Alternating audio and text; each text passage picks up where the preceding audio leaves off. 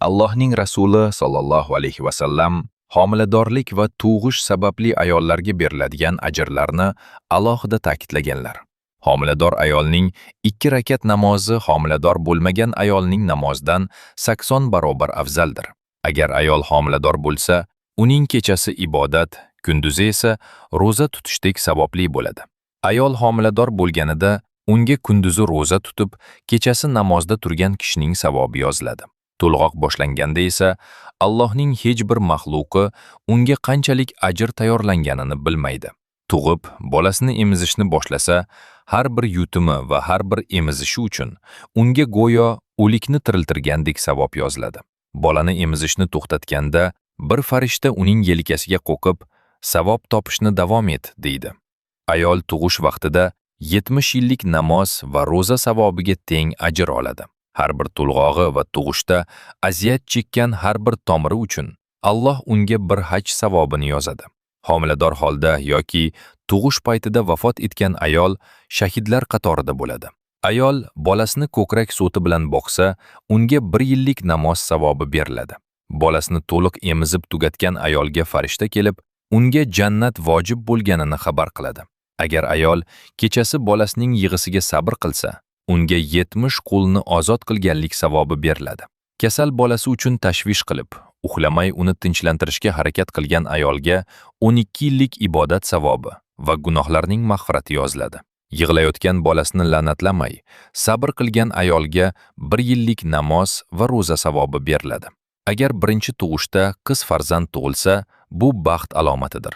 Agar uyda 2 qiz bo'lsa, u uyga har kuni 2 marta baraka tushadi va farishtalar doimo nozil bo'lib turadilar.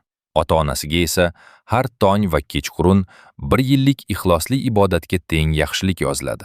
Diniy tarbiyali farzandi bor ayol, bunday farzandi yo'q ayolga nisbatan 82 yillik ibodat darajasidan ustundir. Rasululloh sollallohu alayhi vasallam dedilar: Alloh taolo mendan oldin hech kimga jannatga kirishni ruxsat qilmagan.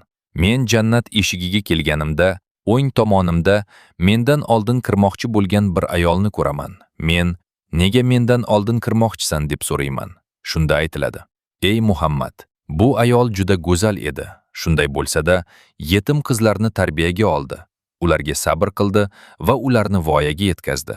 Shuning uchun Alloh uni mukofotladi.